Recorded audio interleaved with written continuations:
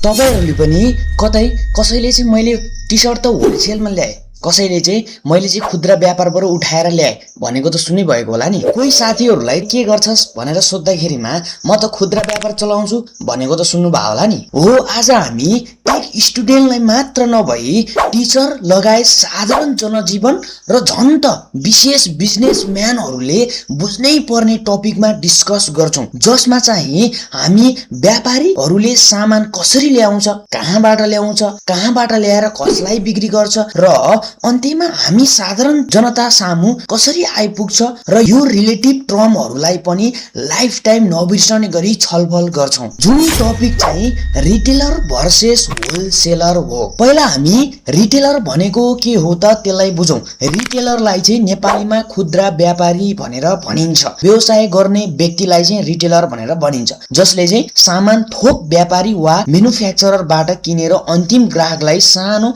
परिमाणमा बेच्दछन्। व्यवसाय गर्ने व्यक्ति जसले चाहिँ धेरै होलसेलबाट उठाएर ल्याएर चाहिँ अन्तिम हामी ग्राहकहरुलाई दिन्छ भने त्यसलाई चाहिँ हाम्रो के भनिन्छ, रिटेलर भनेर भनिन्छ। उदाहरणको लागि किराना पसलले नै कहीँबाट होलसेलमा उठाएर ल्याएर हामीलाई एक एक गरेर बेच्छ नि त। अर्को कपडा पसलले पनि त्यही गर्छ। जुत्ता पसलले पनि अरूबाटै धेरै ल्याएर हामीलाई थोरथोरैमा बेच्छ। र हाम्रो मोबाइल पसल, मेडिकल, स्टेशनरी यो भनेको हाम्रो खुद्रा व्यापारी हो। र होलसेलर भनेको चाहिँ के हो? होलसेलरलाई चाहिँ नेपालीमा थोक व्यापारी भनेर भनिन्छ। थोक व्यापार गर्ने व्यक्तिलाई नै होलसेलर भनेर भनिन्छ।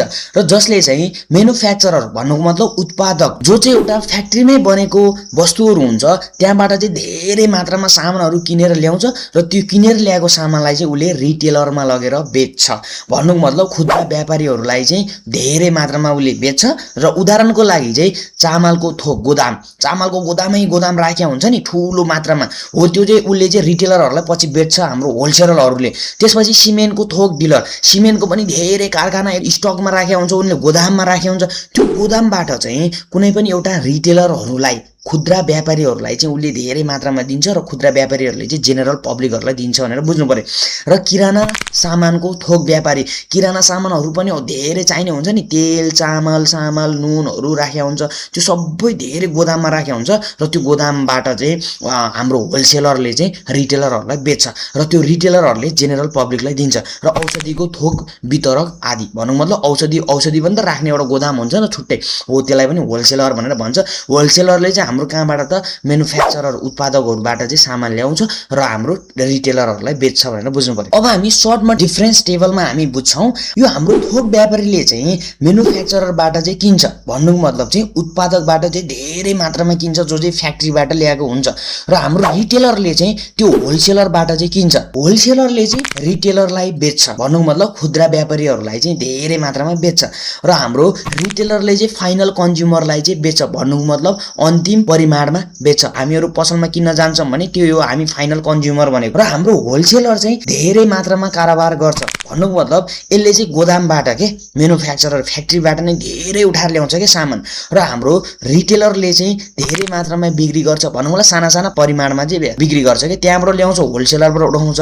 होलसेलरबाट उठाइसकेपछि त तेल, चामल यिनीहरु त किराना पसलले त बेच्ने हो नि त हाम्रो साधारण जनतालाई, त्यही भएर यसले बेच्न त बेच्छ धेरै, तर साना चीजहरु चाहिँ बेच्छ भनेर बुझ्नु पर्यो। त्यसपछि हाम्रो होलसेलर भनेको थोक व्यापार गर्छ, यसले भन्नु मतलब थोकमा बिक्री गर्छ, धेरै एकैचोटीमा ठेक्काले यसरी गर्छ भनेर बुझ्नु पर्यो। र हाम्रो खुद्रा व्यापारीले चाहिँ साना परिमाणमा चाहिँ के गर्छ, बिक्री गर्छ भनेर बुझ्नु पर्यो। सम्झने ट्रिक्स, मेमोरी ट्रिक्समा के बुझ्नुस् भने म्यानुफ्याक्चरर भनेको चाहिँ सामान बनाउँछ, जुन चाहिँ फ्याक्ट्री हो भनेर बुझ्नुस्। र हाम्रो होलसेलर भनेको चाहिँ धेरै मात्रामा किनेर रिटेलरलाई बेच्छ, तर यसले कहाँबाट ल्याउँछ, यही म्यानुफ्याक्चरर माथि सामान फ्याक्ट्रीबाट ल्याउँछ। रिटेलर भनेको चाहिँ अन्तिम ग्राहकलाई चाहिँ बेच्दछ, जुन होलसेलरबाट नै ल्याएर बेच्ने हो। र कन्ज्युमर भनेको चाहिँ लास्टमा हाम्रो सामान पाउने लास्टमा चाहिँ पसलमा गएर हामीले किनेर ल्याउँछ नि, हो हामी भयो कन्ज्युमर, फाइनल कन्ज्युमर भयो भनेर बुझ्नु पर्यो।